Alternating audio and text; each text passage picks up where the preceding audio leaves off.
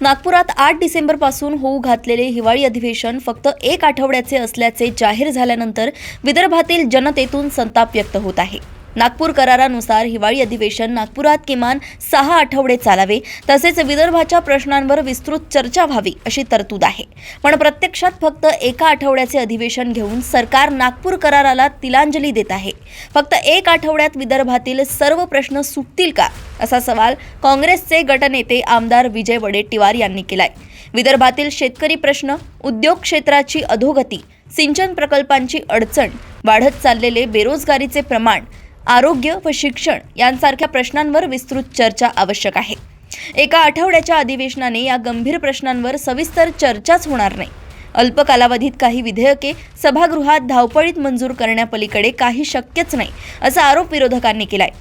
नागपूर कराराची किंमत उरली तरी काय, असा संतप्त सवाल वैदर्भीय जनता उपस्थित करत आहे।